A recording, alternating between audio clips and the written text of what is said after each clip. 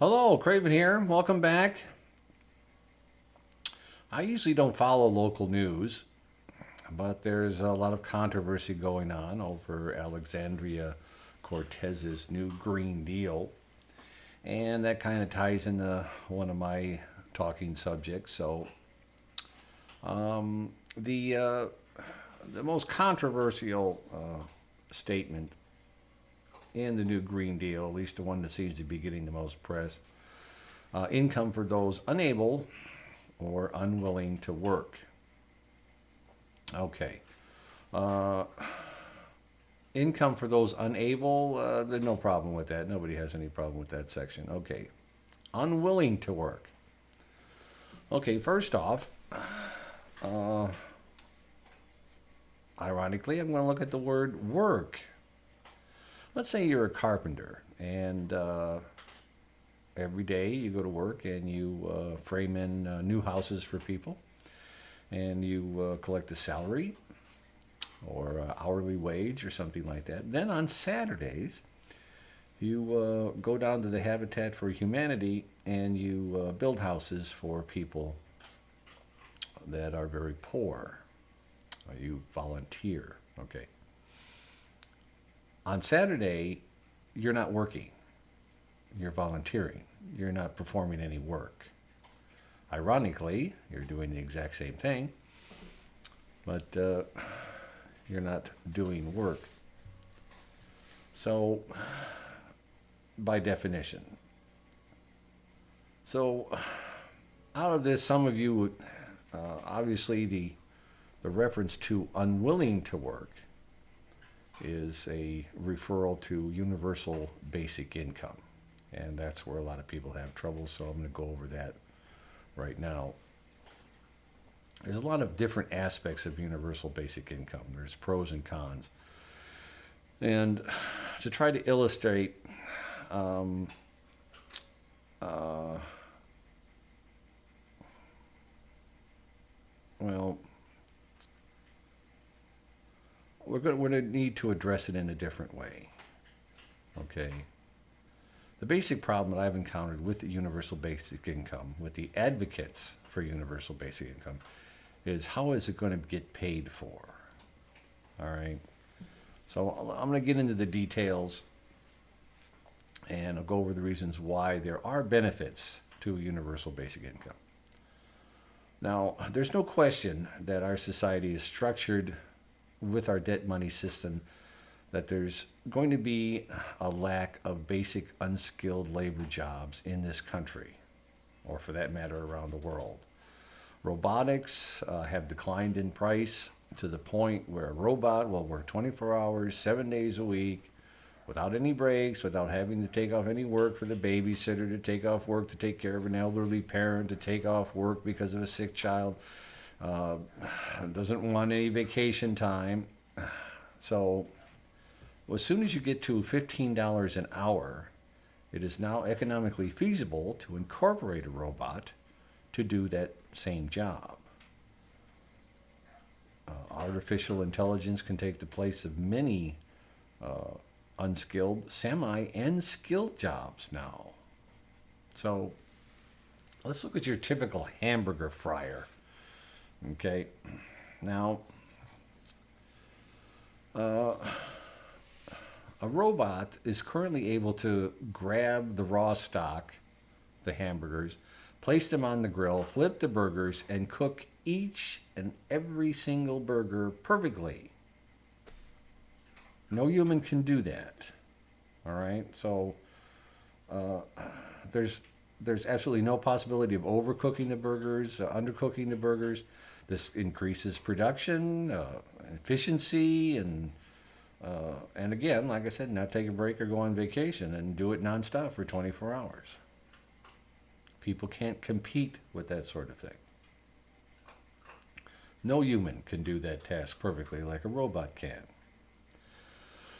Now, in our society, 2/3 of all our income is based on the consumption of the consumers. If anything threatens the ability of the consumer to spend money, it'll have a devastating effect on our economy. So consumers do have to work, and they have to be able to spend their money. Now, universal basic income is what many have proposed is the answer to this, allowing everyone a basic living allowance that will enable them to continue to consume regardless of their employment status.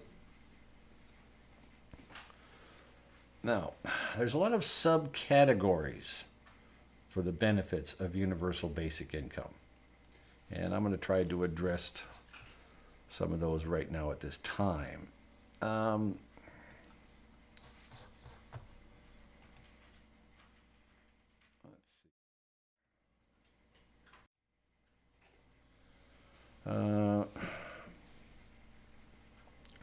Another aspect is the health benefits. Now, I'm sure you've seen the reports that 2/3 of all Americans can't handle a $500 car repair or any kind of $500 emergency. Now, think of what that does to your health. When you can't pay the electric bill, when you can't pay the rent on time, when you can't make that car repair, when you can't pay the babysitter, it has a profound impact on your outlook, and it makes you worry. And when you worry, you have an acid bouncing around in your stomach, or you have the adrenaline flowing for too long of a period of time through your bloodstream. Things like that cause all sorts of problems. Now, universal basic income has been tried in several locations, and what they have found has been incredible with health. 85% reduction in doctor visits, 95% reduction in hospital stays. Now, this is an unforeseen benefit and will obviously have positive ramifications for healthcare. Okay, now I know that the studies are not complete, they're not absolute, there hasn't been enough of them, but certainly a lot more study has to be done in this respect, and will be done. There's a big study, I guess, going on in Africa right now. So anyway, but keep the health benefits in mind when you're reviewing the cost of the universal basic income. And I'm sure some of you are saying, well, the seniors are still going to use. Yes, that's right. But without that acid sloshing around inside you, it will have a positive effect on the health of seniors also. Now, another benefit that's never explored is the alternative employment or tasks that anyone can do. Now, I'm sure some of you come across the little old lady working the night shift at the convenience store. And just ask her, is this what you would want to do? Is this your ultimate job? And she'll probably give you something along, well, no, I'd rather be doing this or that. Or, well, why aren't you doing this or that? Because it doesn't pay anything. Let's say she likes to read books to the seniors at the retirement home or something like that. It gives her great joy. She feels like she's helping the community. Well, why don't you do that? Well, because it doesn't pay any money. It's not work. Okay, now, does that benefit society as a whole? Absolutely. Okay, let's say you like to write poetry or compose music or something like that. Is it a benefit to you? Yes. Your friends? I mean, are you going to make a hit record or publish a book? Well, who knows? Well, why aren't you doing that if that's what you really love to do? Because it doesn't pay anything. It's not work. So,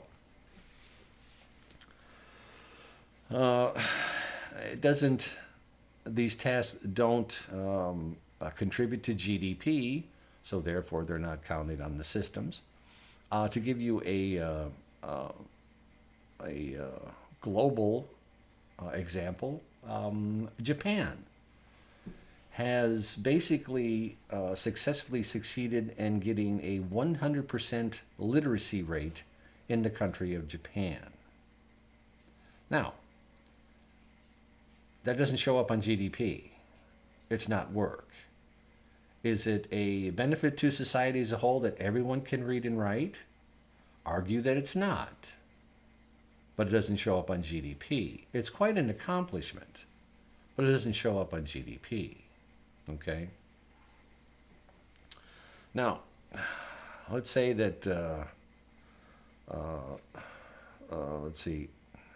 So anyway, in these different categories, you're letting the people perform these tasks that they see as a benefit, as a value to themselves. All right, let's get into the money. A lot of different numbers are being thrown around. What exactly basic income would be. Let's see here. The number that's most common is $1,000 a month. Now, I know you can't live on $1,000 a month in New York City or San Francisco, but there are a lot of places where you could do that. Now, every man, woman in the country would receive a basic income of $1,000. We'll just use that for now. The math is easier. Now, here's an experiment you can do, and this is a lot of controversy on this aspect of it too. But go to work and just walk around to your fellow employees and say, if you received an additional $1,000 a month from the government, would you quit your job? And you will find that about 95 to 97% of your fellow employees will not quit. Maybe they're close to retirement. Maybe they're close to getting their pension, where they could go to the senior center and read books, or they could just stay home and write music or something like that. But the vast majority of everyone will continue working their job. So the prospect that they keep pushing that if a basic income was employed, everyone would choose not to work. That's not the case. The $1,000 is a basic minimum of what you could basically live on. And of course, you would have to go to a part of the country where you could live on that much money.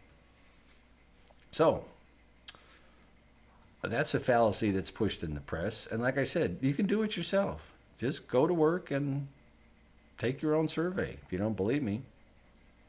All right. Now, the big question. How do you pay for a universal basic income?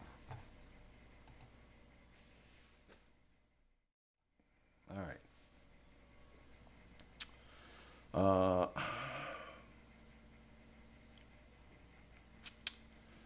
Now, a lot of people with the universal basic income don't seem to understand right now, how money is put into circulation, how money is created. Government borrows, you borrow, corporations borrow. That's the only way that money is put into circulation now. So, the answer to a universal basic income is not a universal basic income, but a national dividend. And you'll never see these two people meet, but it is possible. A national dividend would have the government create the money and put it into circulation through that monthly stipend that people call universal basic income. The government would create the money. They would give it to every man, woman in the country, and that would have to be the only way that money could be created. We couldn't have money created through commercial banks anymore. And that's the difference between basic income and a national dividend.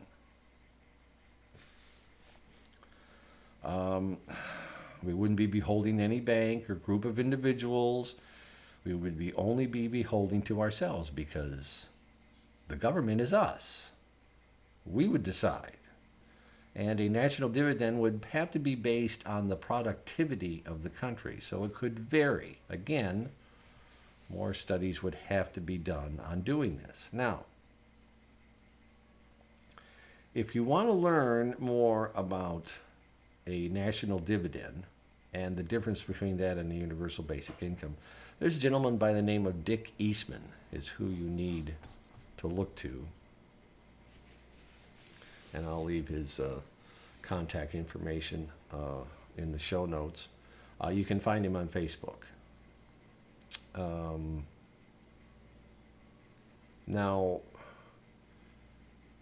the chances of a universal basic income, national dividend, of these two groups getting together, I just don't see it. I don't know anyone that's associated with both groups. I'm sure that Alexandria Cortez has never heard of Dick Eastman or vice versa. But the point is that a debt-free money is going to be required for basic income / national dividend, and it really should be done on a more local basis. There's no reason right now why you can't, with a group of enough people, start a city bank or start a county bank or start a state bank and start creating money debt-free in this way for any sort of infrastructure needs that you want.